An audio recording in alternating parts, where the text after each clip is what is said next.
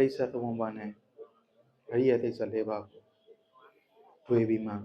တရားရှင်းပြပါမယ်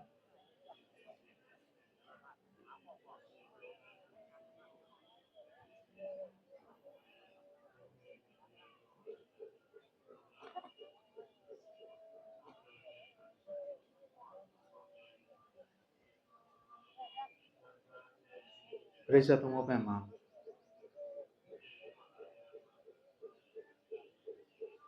ပိဿုပန်ရဲ့ကာလမှာယုံနဲ့ပါရှိတာပေါ့လေပိဿုပန်ရဲ့ကာလမှာယုံနဲ့ပါမှာဒီတကား6ပေါက်ပေါ့မျက်စိနားနှာခေါင်းရှာကိုယ်စိတ်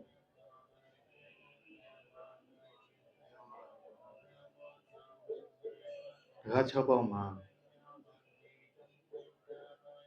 ဘာ6ပေါက်ကို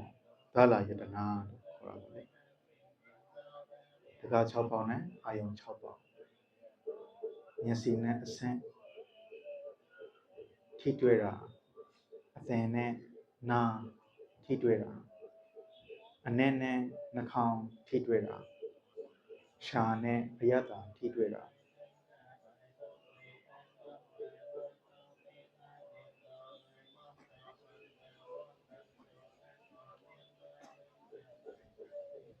အဲ့ဒီ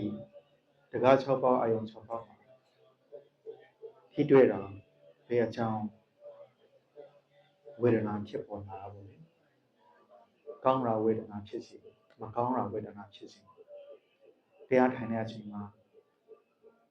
ထုံနာနာတာကျင်တာတက်တာခေတာပူတာအေးတာတွေ့တော့ဝေဒနာတွေ့ပြီပေါ့လေဒါကာယကဝေဒနာခန္ဓာကိုယ်မှာဖြစ်ပေါ်လာတဲ့ဝေဒနာကိုပြောတာ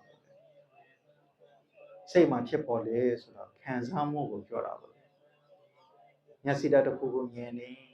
တာယာမှုတစ်ခုကိုမြင်တာယာသွားတယ်မကောင်းမှုတစ်ခုကိုမြင်ရင်ဆင်းရဲသွားတယ်နားကအသံတစ်ခုကိုကြားလိုက်ရင်တာယာတဲ့အသံကြားလိုက်ရင်တာယာမှုခံစားတယ်ဆင်းရဲတဲ့အသံတွေ့ကြားလိုက်ရင်ကိုကတော့ဆင်းရဲသွားတာပေါ့လေစိတ်ကဒီလိုမျိုးကောင်းခြင်းမကောင်းခြင်းအပေါ်မှာခံစားတာတိဖြစ်တာတိဖြစ်ပြီးမှခံစားတာခံစားပြီးမှတိဖြစ်တာဒါဘာကြောင့်လဲဖြစ်တော့တယ်လဲဆိုတော့မသိနားလည်မှုအဝိဇ္ဇာရဲ့မောဟကြောင့်ဖြစ်တာပဲဟိုမှာဆိုပြီးတရားထုတ်တဲ့အချိန်မှာဖြစ်တရားအမထုတ်တဲ့အချိန်ဖြစ်အတန်တစ်ခုကြားလိုက်ပြီဆိုတာ ਨੇ တဘာအသင်လေးဘလို့အသင်လေးဒီဖက်ကအသင်လာတယ်လေဒီလိုမျိုးစိတ်တွေကတော့တစ်ခုပြီးတစ်ခုဖြစ်ပေါ်လာတာကိုဒီနေရာမှာသင်္ခါရတရားဖြစ်ပေါ်လာတာပေါ့လေငှက်အသင်ကြားလိုက်ရင်ဟိုစိတ်ကတော့ငှက်အသင်ညှို့လိုက်တာ ਨੇ ဟိုဘလို့ငှက်လေဘာအယောင်လေဘယ်ကလာတယ်လေဘယ်နေရာမှာရှိနေတယ်လေအသင်ကဘယ်ကနေထွက်နေတယ်လေဆိုတာကိုစိတ်ကသင်္ခါရတရားပြုပြန်တာပေါ့လေဒါဘာအကြောင်းဖြစ်တယ်လဲဆိုတော့မတိမှုမောဟအကြောင်းဖြစ်တာပေါ့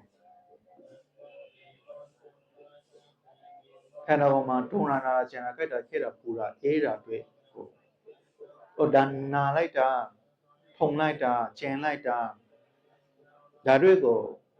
ပြည့်ညက်တင်လိုက်ရင်တော့ငါနာတွေဖုံတွေကျန်တွေကြိုက်တယ်မခံနိုင်ဘူးစိတ်ကတော့လက်မခံဘူးပေါ့လေဒေါသထွက်တာပေါ့ဒေါသစိတ်ထွက်တာပေါ့ဘာကြောင့်လဲဆိုတော့တိဖြစ်လိုက်လို့ခံစားလိုက်လို့ဒေါမနတစိတ်တွေထွက်တယ်ဘာကြောင့်ဒေါမနတစိတ်တွေထွက်တယ်လဲဆိုတော့မလိုချင်လို့ပေါ့မလိုချင်ရှိရင်လိုချင်တာရှိတာပဲတစ်ဖက်ကနေ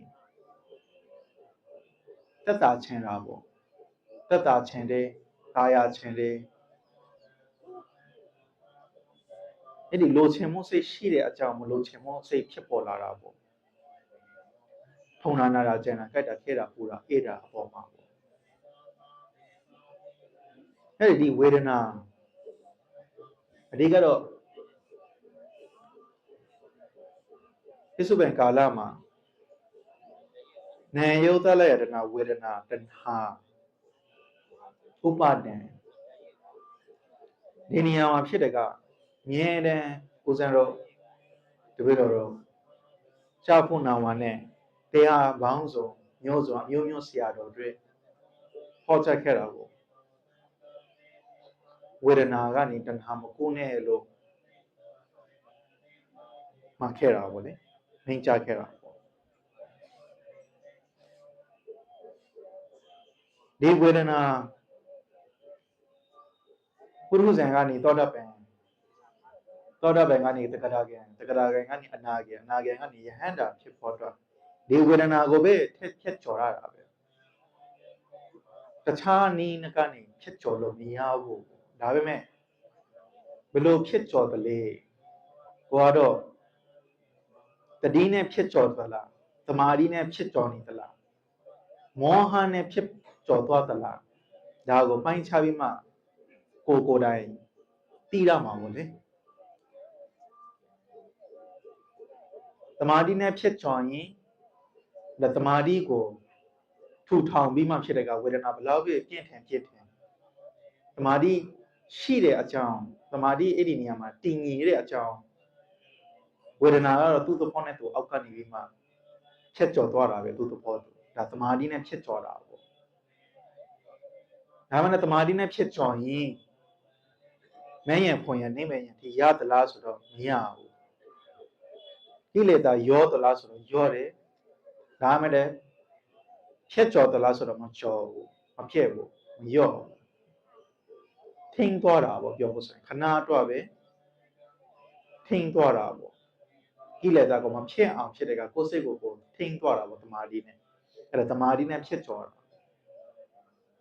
အဲ့တတိနဲ့ဖြစ်ကျော်ရင်ဒါအစအလေအဆုံးထိဖြစ်ကျော်နိုင်တော့ဉာဏ်စဉ်16ပါးနဲ့ပြောဖို့ဆိုရင်သင်္ခါဥပက္ခဉာဏ်ထိတောင်ကျော်သွားရင်ဒီနေရာမှာမဉဏ်ပုံဉဏ်ထိတောင်ရောက်သွားတယ်စိတ်ကတော့ကုန်ဆုံးသွားတာပေါ့ဝေဒနာကတော့ချုပ်ဆုံးသွားတာပေါ့ချုပ်ဆုံးသွားတာဆိုတော့လုံးဝကုန်သွားတာမဟုတ်ဘူးခဏအတွက်ပဲကုန်သွားတာကုန်ပြီးမှပြန်ပေါ်လာအောင်အဲ့ဒီဒါတတိနဲ့တတိရှိနေအဲ့ဒီနေရာမှာမဉဏ်ပုံဉဏ်ထိရတာပေါ့လေနိဗ္ဗာန်ဉာဏ်ထိတော့ရတာမဂ္ဂသစ္စာလို့နိရောဓသစ္စာလို့ဒုက္ခသစ္စာလို့သမုဒယသစ္စာဟောဘာကဆိုရင်သမုဒယသစ္စာဒုက္ခသစ္စာနိရောဓသစ္စာမဂ္ဂသစ္စာပေါ့အဝေဒနာကိုဆွဲတယ်ငါနာတယ်ငါထုံတယ်ငါချင်းတယ်ဒါသမုဒယသစ္စာငါနဲ့ဆွဲတာပေါ့ရောပြီးမှဆွဲတာပေါ့ဒုက္ခဝေဒနာပြင်းထန်ပေါ်လာတယ်ပေါ်လာပြီဆိုတာနဲ့ဒုက္ခဝေဒနာဒီခန္ဓာရဲ့အမှန်အစစ်တရားကိုပြတာပေါ့လေဒါတော့ရောတော်များများကတော့ဟောနာသေးအချိန်ကိုစောင့်နေကြတာပဲကိုယ်ရင်းနာတဲ့အချိန်မှာအာထုဖို့ခွင့်အားဗလာမရှိဘူးရောသွားပြီအဲ့ဒီအကြောင်းနဲ့ကြိုတင်ပြီးမှအသေးတယ်ဖို့ကျင့်ကြံအားထုတ်ရမယ်ဒုက္ခသစ္စာဝေဒနာမှာဒုက္ခဝေဒနာကိုဖြတ်ကျော်နိုင်ရင်ဒီနေရာမှာဒုက္ခဝေဒနာချုပ်ဆုံးပြီးမှနိရောဓသစ္စာထိသွားတာပဲနိရောဓသစ္စာသွားပြီးချုပ်ဆုံးသွားပြီးဆိုတာနဲ့ဒီမဂ္ဂသစ္စာမဉ္ဇဉ်အသက်ဝင်လာတာပေါ့ဒီနေရာမှာနောက်ပိုင်းဖို့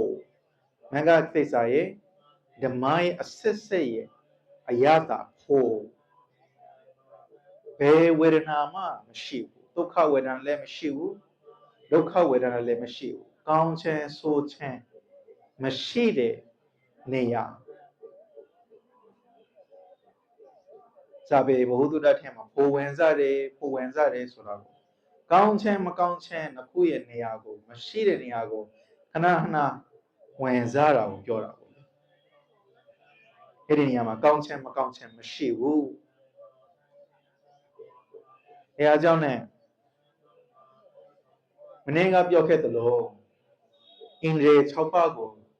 ထိနိုင်အောင်စ조사ရမှာကိုတရားကိုလေတတိအင်္ဂရေသဒ္ဒါအင်္ဂရေဝိရိယအင်္ဂရေတတိအင်္ဂရေသမာဓိအင်္ဂရေပညာအင်္ဂရေဒါကိုဒီအင်္ဂရေ6ပါးကိုအင်္ဂရေ5ပါးကိုဖြစ်တဲ့ကဆောင်ထင်းရမှာပေါ့နေရာကျနဲ့တခါအားထုတ်ရင်လည်းမပြည့်စုံပါဘူးထက်ကချိန်ပေါင်းများစွာအားထုတ်မှတာဖြစ်တဲ့ကရတာပေါ့အပင်တပင်ကိုတခါတည်းနဲ့ခုတ်လိုက်တာနဲ့အပင်ကျသွားတာမဟုတ်ပါဘူးထက်ကဓာတ်နဲ့ခိုးရတယ်လို့ဓာတ်နဲ့ခိုးရတယ်လို့ဘောကလေထက်ကကြံ့ကြံ့ပွားများအားထုတ်တာပေါ့အဲ့ဒါမှဒါဒီရင်စဉ်ကိုရောက်တာပေါ့လေနောက်ပိုင်းပညာအသိနဲ့ပညာအသိတော့မတူပါဘူးပညာအသိကတော့ဒီလိုမျိုးဒီတံဝင်ကဉာဏ်ရတယ်လို့ရထိုက်တလောက်ရတယ်လို့ပညာအသိကိုတက်တက်ရှိတယ်ဟောဒါအနိစ္စပဲပြောင်းသွားတာပဲဟောဒီနေ့ကတော့ဒီနေ့ကနေမနေ့ဖန်ကနေတစ်ဘက်ခါမတူတော့ဘူးဒါပညာအသိတည်းပေါ့ဒါကတော့ပညာအသိဆိုတော့အဲ့လိုမဟုတ်ပါဘူးပညာအသိဆိုတော့တိချကြည့်ပဲဒီနေရာမှာစိတ်ထဲမှာပေါ်လာတယ်အတွင်းစိတ်ထဲမှာပေါ်လာတယ်ပြောင်းလာတဲ့စေတသိက်တွေခန္ဓာကိုယ်မှာပြောင်းလာတဲ့ဝေဒနာတွေဝေဒနာကိုသိတယ်ပိုဝေဒနာကိုသိတယ်ပြင်းထန်တဲ့ဝေဒနာကိုသိတယ်မခင်မရဲနာဝေဒနာကိုသိတယ်ဆိုတာ ਨੇ အဲ့ဒါပုံမှန်ဝေဒနာနဲ့ပြင်းထန်တဲ့ပေါ်လာတဲ့ဝေဒနာနဲ့မခင်မရဲနာဝေဒနာနဲ့မတူတော့ဘူးပေါ့အဲ့ဒါပညာအသိပေါ့အတွင်းအိစိတကနေပညာအသိတွေ့ပေါ့အသိတွေ့ပေါ့ဗဟိတကနေကြည့်ဝင်ဆိုရင်ဟောဒီနေ့မနေ့အခြေအနေလဲဘဝရဲ့အခြေအနေနဲ့အခြေအနေနဲ့ယခုပစ္စုပ္ပန်ဘဝရဲ့အခြေအနေနဲ့မတူဘူးယခုနဲ့မနေ့ဖန်ဟာမတူဘူးလမ်းလျှောက်ရင်လည်းတလှမ်းချက်မတူဘူးစကားပြောစီဖြစ်စီမျက်စိကနေမြင်တယ်ဖြစ်စီအရာတာပဲစားရတဲ့အချိန်မှာအရာတာပဲဖြစ်စီနားကနေကြားတာကိုဖြစ်စီခန္ဓာကိုယ်မှာထွေးတွေ့တာပူတာအေးတာနာတာကျင်တာကြိုက်တာခဲတာပူတာအဲ့ဒါတွေဖြစ်စီမတူဘူးဒါတွေပညာအသိပဲရှိတယ်ပညာအသိမှမဟုတ်ဘူးမဟုတ်သေးဘူးအဲ့ဒီအကြောင်းနဲ့ပုရုဇဉ်ຫນွေကနေအရိယຫນွေပုရုဇဉ်ຫນွေနာကြီးသောတပတိမက်ဖို့အရိယနေထိတာသွားပေါ်သွားဒီဝေဒနာကိုဖြစ်ကျော်ရတယ်သောတပတိမက်ဖို့ကနေတဂရမိမက်ဖို့ကိုဖြစ်ကျော်ပေါ်တော့ဒီဝေဒနာကိုပဲဖြစ်ကျော်ရတယ်တဂရဂမိမက်ဖို့ကနေအနာဂမိမက်ဖို့ကိုကျော်ပေါ်တော့ဒီဝေဒနာကနေဖြစ်ကျော်ရတယ်အနာဂါမိမက်ဖို့ကနေအရဟတမက်ဖို့ကိုဖြစ်ကျော်ပေါ်တော့ဒီဝေဒနာကနေဖြစ်ကျော်ရတယ်အဲ့ဒီဝေဒနာဖြစ်ကျော်တယ်ဆိုတော့ဖြစ်တယ်ကထက်ကဝေဒနာကိုရှုမှတ်နေနိုင်ရင်ကိုယ့်ရဲ့တဏှာလောဘဒေါသဒါတွေကတော့တစ်ဖက်ရောသွားတတ်တယ်တစ်ဆင့်ရောသွားတတ်တာခုနကအပင်ဥပမာပေးတယ်လို့အပင်ကိုတစ်ခါလောက်ခုတ်လိုက်ရင်အပင်ကျသွားတာမဟုတ်ဘူးဒါကိုထက်ကအချိန်ပေါင်းများစွာခုံမှတာဖြစ်တယ်ကအပင်တပင်ကျသွားတာအဲ့ဒီအကြောင်းနဲ့ထက်ကအချိန်ပေါင်းများစွာအာထုံမှတာဖြစ်တယ်ကဝေဒနာကနေတဏှာကြော်သွားပြီးတဏှာချုပ်ပြီးမှဖြစ်တယ်ကအစွဲဥပဒံရဖြစ်တယ်ကပြုတ်သွားတတ်တယ်အဲ့ဒီအကြောင်းနဲ့အစွဲပြုတ်တယ်အစွဲဖြုတ်ဆိုတော့အလွယ်တကူဖြုတ်လို့မရပါဘူးဥပဒံအစွဲဖြုတ်ဆိုတော့အလွယ်တကူဖြု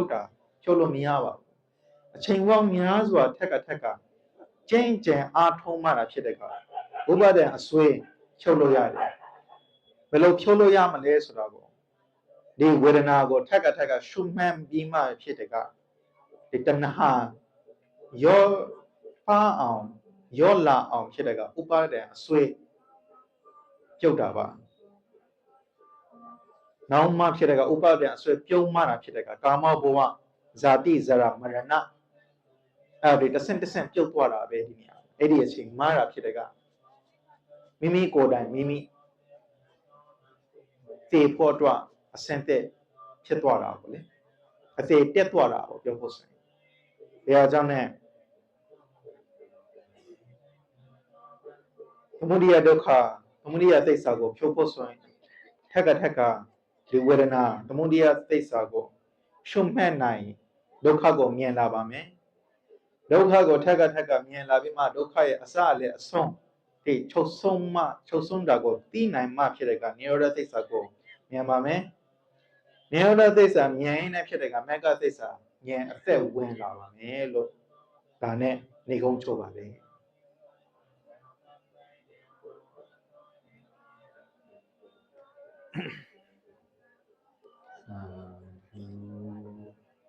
Respect and thank you very much for the most venerable Chanda. His translation from English to Burmese language. So next, we would like to all the Sangha, all the Nani, and many persons to come to the Vipassana chanting next. I would like to invite.